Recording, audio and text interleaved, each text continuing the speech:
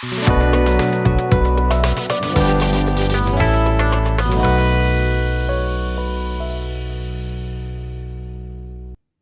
Everyone, mission coaching Bareilly welcomes you. जैसा कि हमने वन डायमेंशन वाले चैप्टर का एक लेक्चर कर लिया था, अब उसका नेक्स्ट करते हैं। हमने आपको लास्ट में पढ़ाया था डिस्टेंस और डिस्प्लेसमेंट। 1 मिनट पहले उसका रिवीजन कर लिया हम। डिस्टेंस और डिस्प्लेसमेंट, देखो डिस्टेंस एक स्केलर क्वांटिटी है, डिस्प्लेसमेंट एक वेक्टर क्वांटिटी है, दोनों का यूनिट मीटर होता है। डिस्टेंस क्या है, जो भी हम चलते हैं वो सब डिस्टेंस है। अगर बॉडी चल रही है तो डिस्टेंस हमेशा पॉजिटिव होगा, नहीं जीरो हो सकता है। लेकिन डिस्प्लेसमेंट तुम्हारा वेक्टर क्वांटिटी है, नेगेटिव हो सकता है, जीरो हो सकता है और पॉजिटिव हो सकता है। अगर बॉडी आगे जा रही है पॉजिटिव, पीछे आ रही है नेगेटिव, और जहां से चली वहीं पे वापस आ गई तो जीरो। अच्छा, डिस्प्लेसमेंट होता क्या है, जहां से चले जहां पर रुके उसके बीच का सबसे छोटा रास्ता, ये हमारा डिस्प्लेसमेंट होता है। फिर हमने इसके न्यूमेरिकल किए थे बहुत सारे, और हमारा एक न्यूमेरिकल रह गया था जो काफी शानदार है, तो वो न्यूमेरिकल देख लो एक बस।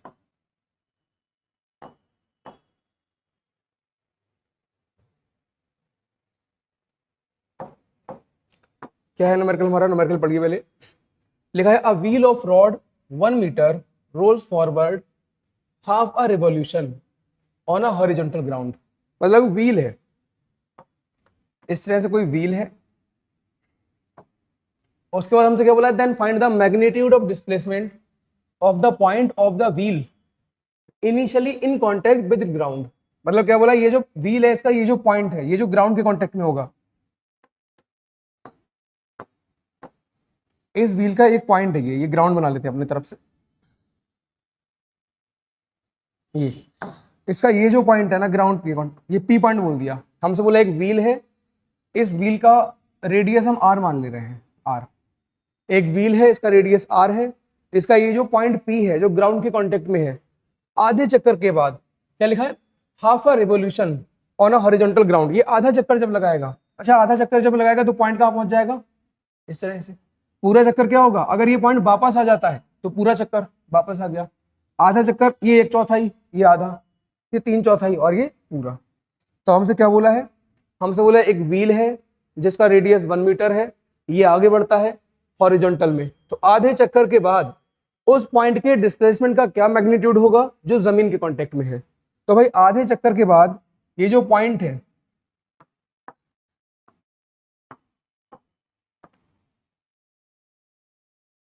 आधे चक्कर के बाद ये पॉइंट यहां पहुंच गया होगा, कहीं यहां पे पॉइंट पी, ये अगर यहां पे है तो आधे चक्कर के बाद कुछ ऐसा हो गया होगा।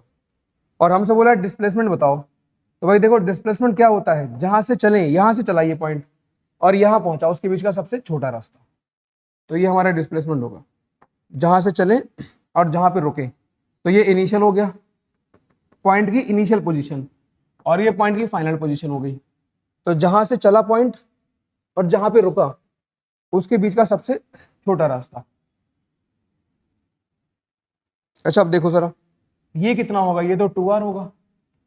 अरे अगर ये r है तो ये कितना हो जाएगा, 2r।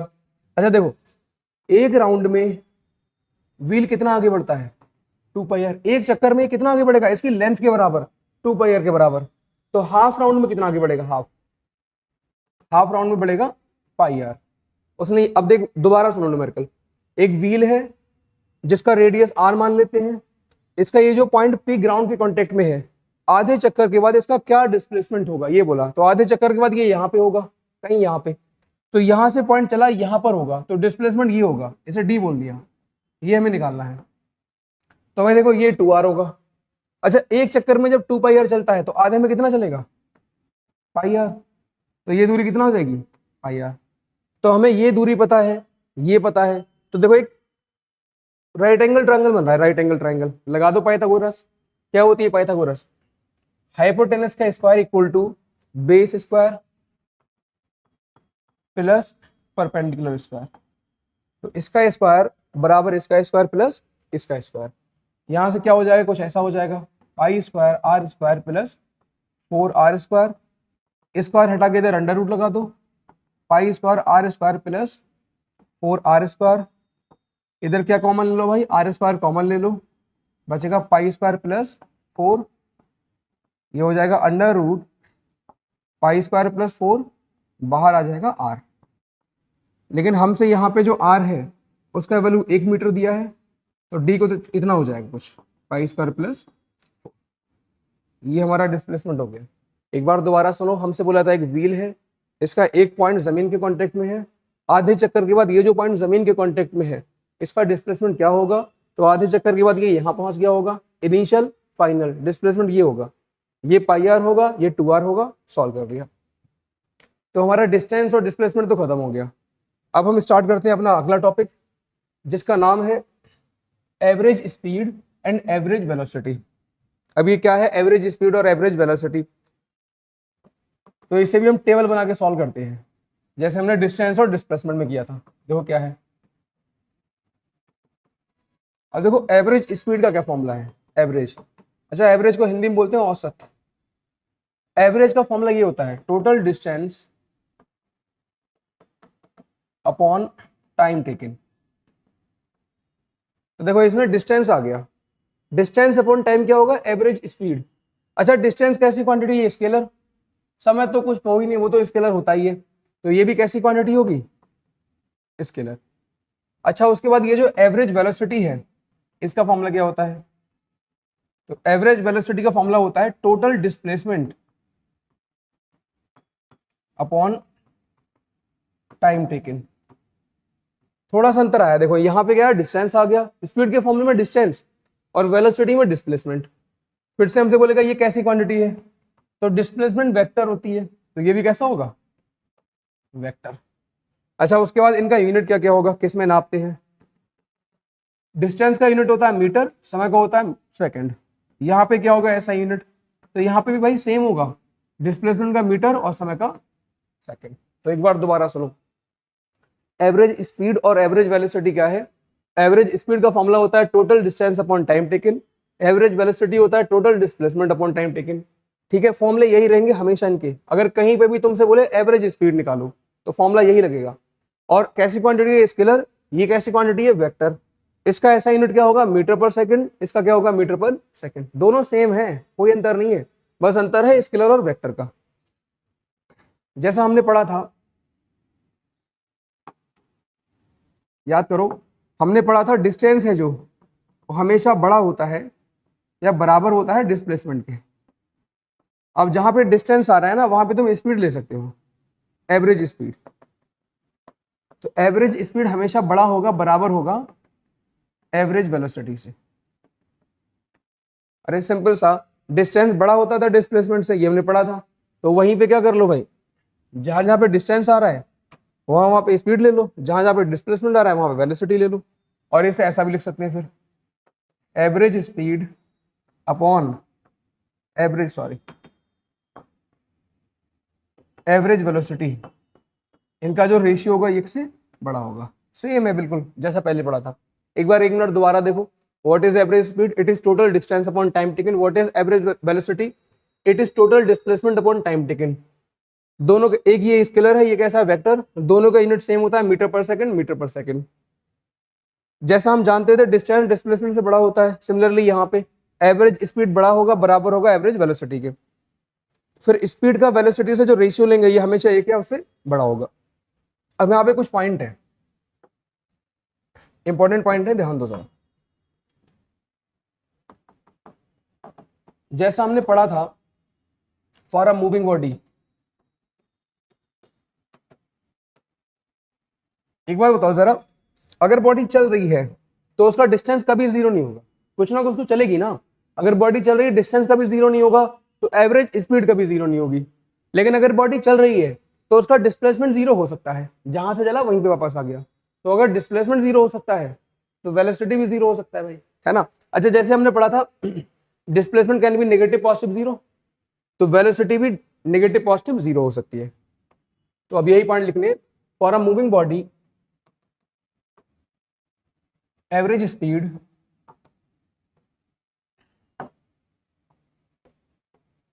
will always be positive while average velocity can be 0, negative और पॉजिटिव। उसके बाद for a moving body comma average speed will never be zero but average velocity can be zero when displacement will be zero। ये वाला, अगर displacement zero होगा तो average velocity zero हो सकती है। ठीक है, तो हमने अभी क्या पढ़ा, हमने पढ़ा एवरेज स्पीड क्या होता है, एवरेज वेलोसिटी क्या होता है, दोनों के क्या क्या फॉर्मूले होते हैं, दोनों के क्या क्या यूनिट होते हैं, ये कैसी है, ये कैसी है, फिर ये सब। अब हम करते हैं इससे रिलेटेड कुछ न्यूमेरिकल, और हमारा पहला न्यूमेरिकल ये है। पढ़ो जरा क्या लिखा है। A person travels 3 metre, a person travels 3 metre in 2 second towards east. तो हमें इसमें तो डायग्राम बनाना पड़ेगा, डायरेक्शन आ गई ना भाई, डायरेक्शन आएंगी तो डायग्राम तो बनेगा ना। NESW। हमसे बोला एक इंसान 3 मीटर चलता है, 3 मीटर ईस्ट में, तो हमने 3 मीटर चला दिया ईस्ट में, और कितनी देर में भाई, 2 सेकंड में। फिर हमसे बोला देन 2 मीटर इन 3 सेकंड टुवर्ड वेस्ट, फिर ये 2 मीटर वापस आया वेस्ट में, 2 मीटर 3 सेकंड में वेस्ट में। पहले उसने 3 मीटर चला 2 सेकंड में ईस्ट में, फिर वापस चला 2 मीटर 3 सेकंड में वेस्ट में। तो इसका एवरेज स्पीड कितना होगा। तो देखो एवरेज स्पीड और एवरेज वेलोसिटी दो चीजें हमसे पूछी है।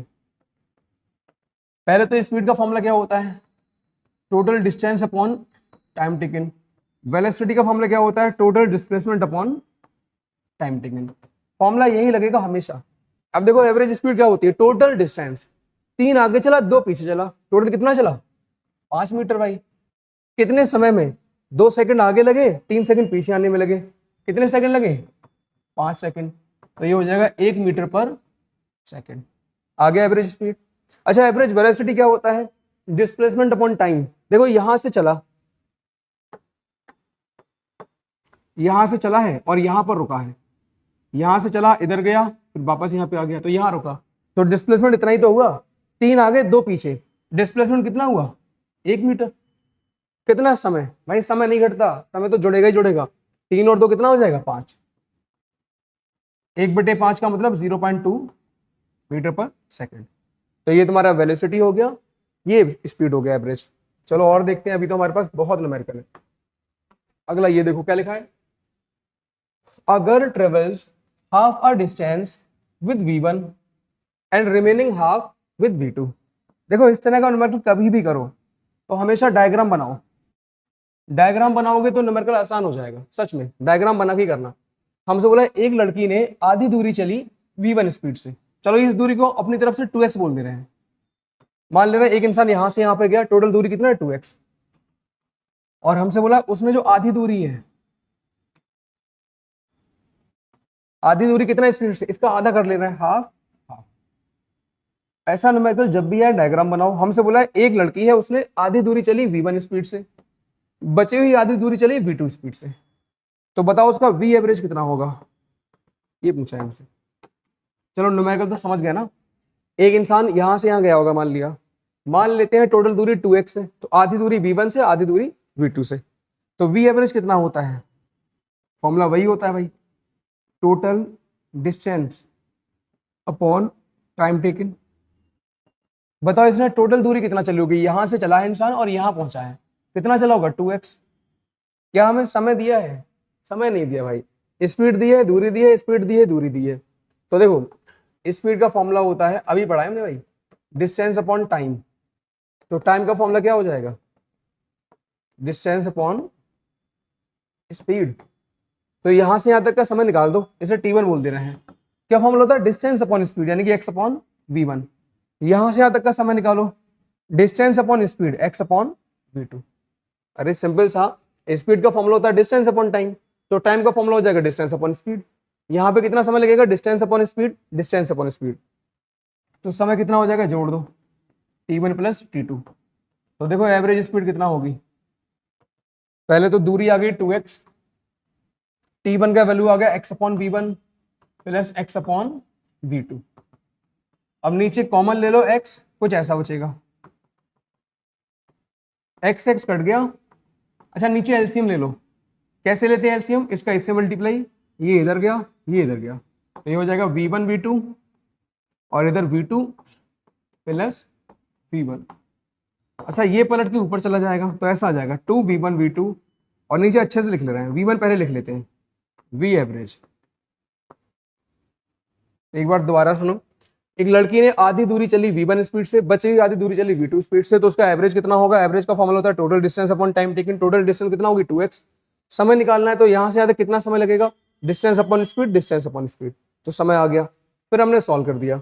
और अगर तुम लोग चाहो तो इसे मेमोराइज कर सकते हो, अगर कहीं पे भी नीट में आता है या जेई में आता है, किसी भी एग्जाम में आता है कि किसी इंसान ने आधी दूरी चली है v1 स्पीड से, आधी दूरी चली है v2 स्पीड से, तो एवरेज कितना होगा 2v1 v2 divide by v1 plus v2। इसे मेमोराइज कर लो तो ज्यादा बेहतर है, याद कर पाओ तो कर लो, वरना हमने कॉन्सेप्ट बता दिया है। अब अगला कुछ कॉन्सेप्ट आ रहा है हमारे पास, वो कॉन्सेप्ट हो जाएंगे फिर न्यूमेरिकल करेंगे, और ये भी न्यूमेरिकल मान सकते हो, है तो कॉन्सेप्ट लेकिन पूरा सॉल्व करना है हमें। जैसे ये है पहला कॉन्सेप्ट, दो है इसमें तो पहला पढ़ते हैं। If a person covers S1, S2, S3, S1 distances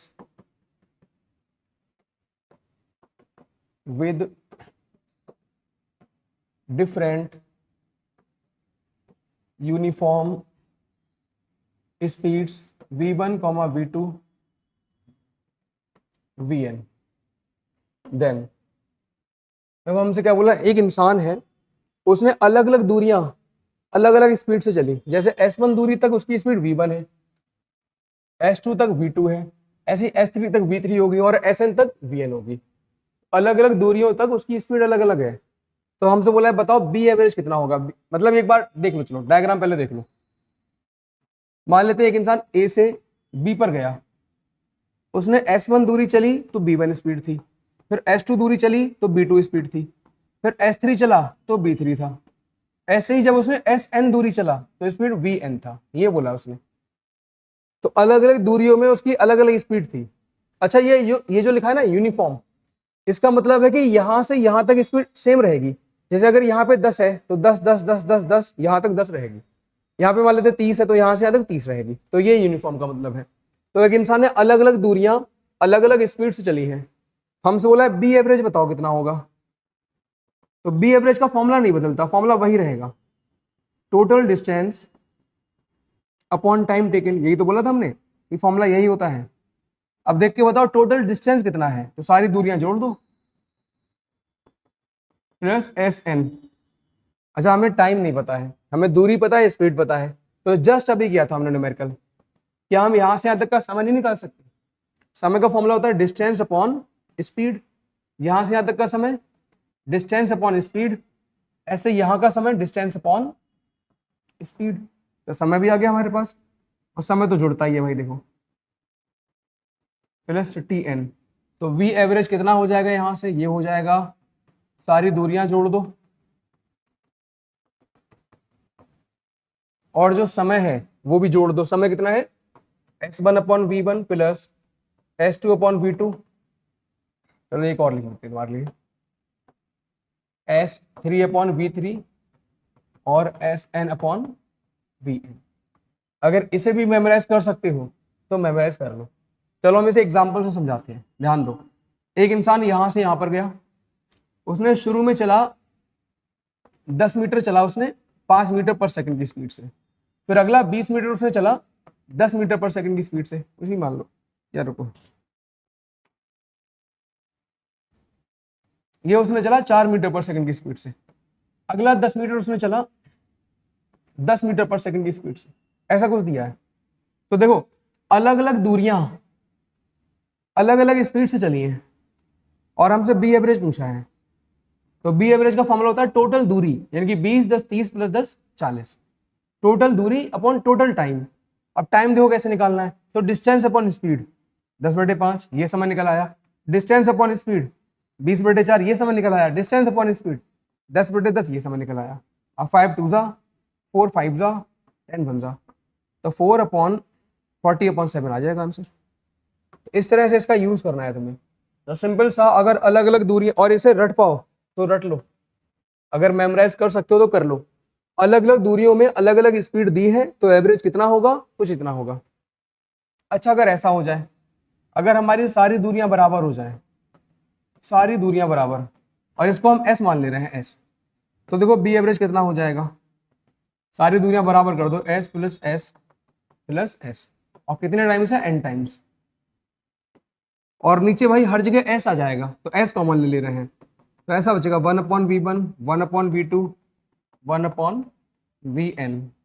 अब इसे सॉल्व कर लो जरा, देखो एस प्लस एस कितनी बार, एन टाइम्स, जब एन टाइम्स जोड़ोगे तो ये एन इंटू एस हो जाएगा, divide by S, 1/v1, 1/v2, 1/vn। अब देखो एस से एस कट गया, अब बी एवरेज हमारा कुछ ऐसा बचेगा,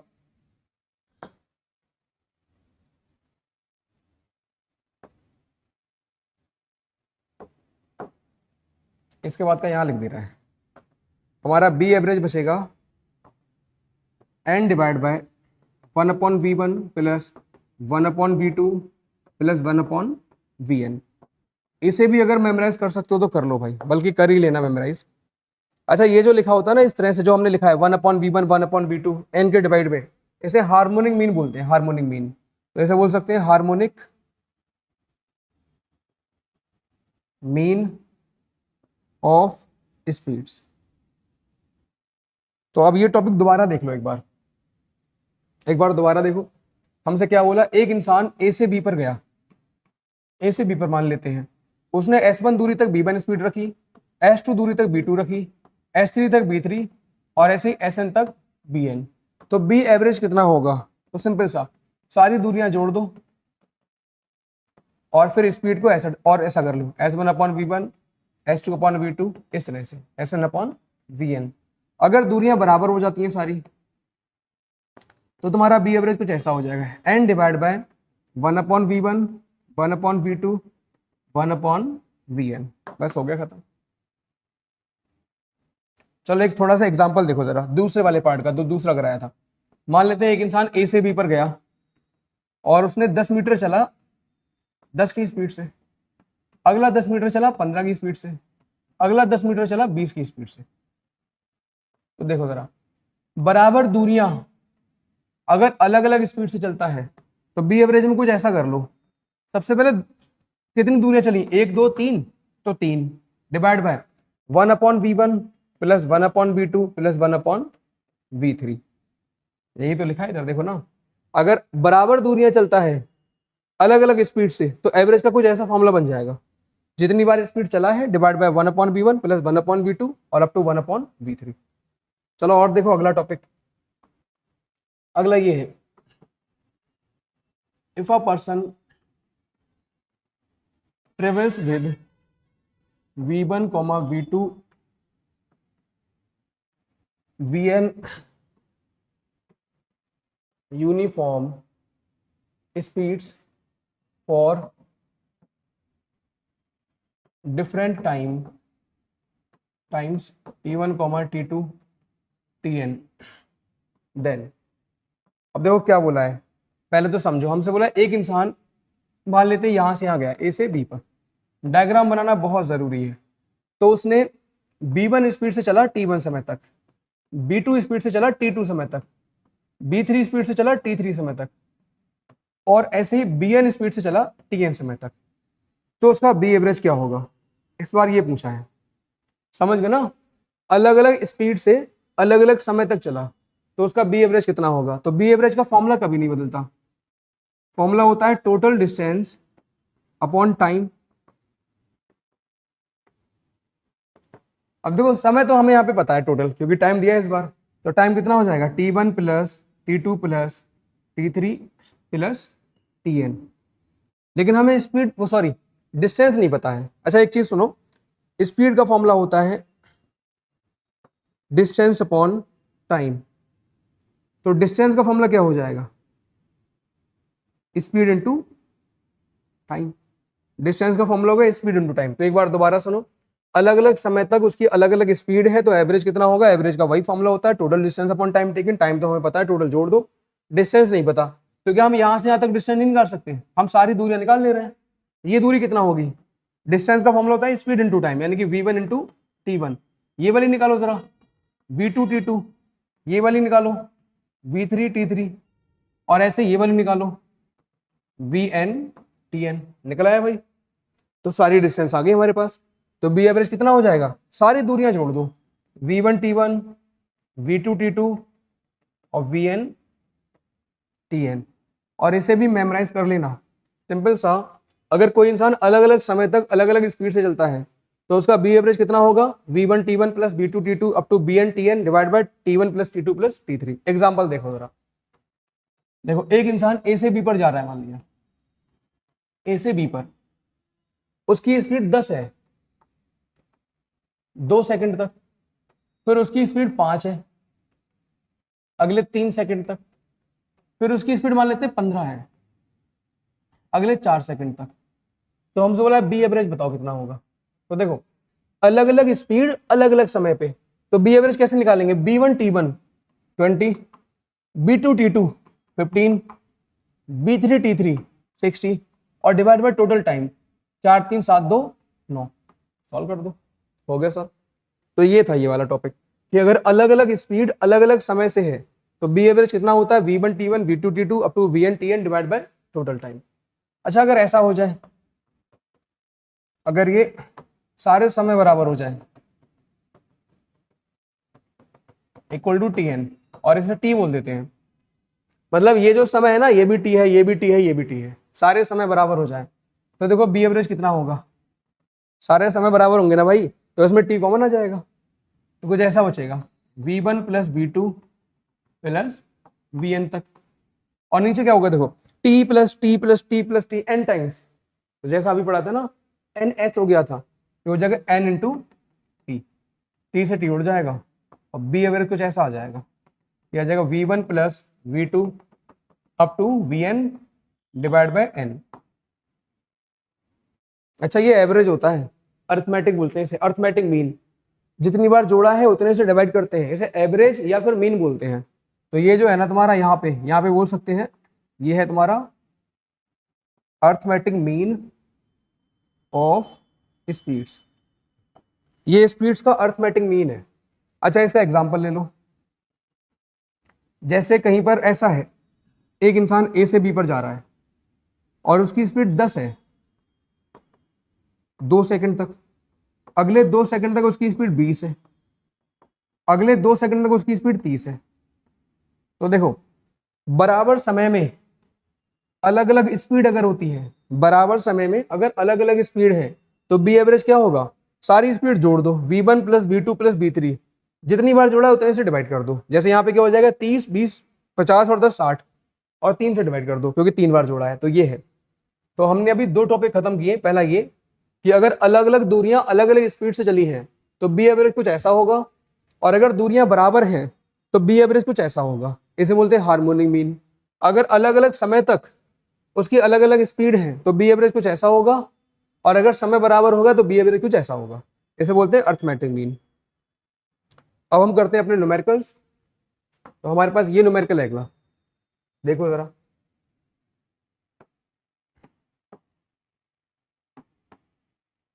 क्या लिखा है हमारा न्यूमेरिकल? हमारा लिखा है एक कार है, वो चलती है 2.24 से पहले मिनट में, फिर वो चलती है 3.6 से दूसरे मिनट में, फिर चलती है 5.18 से तीसरे मिनट में।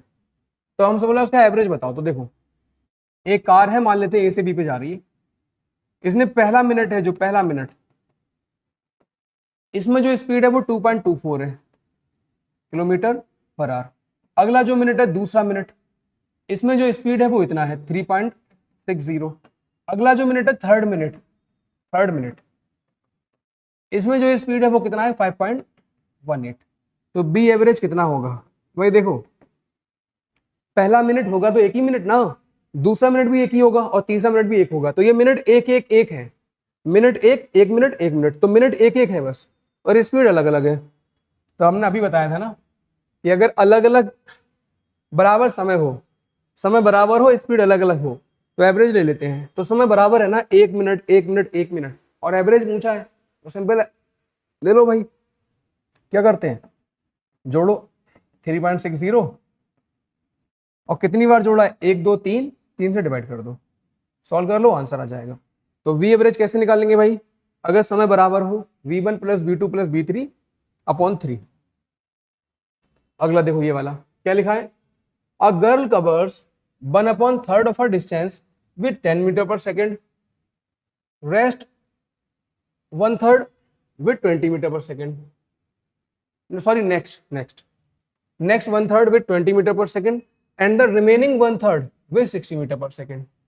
तो एक लड़की है, उसने 1/3, अच्छा एक चीज बताओ, अगर तुम्हारे पास टोटल दूरी 1 है और इसके तुम 1/3 टुकड़े करते हो तो 3 हो सकते हैं, 1/3 1/3 1/3, ठीक है 3 ही होंगे ये, अगर 1/3 1/3 वाले करोगे 3 होंगे, चाहे तो जोड़ के देख लो सभी को।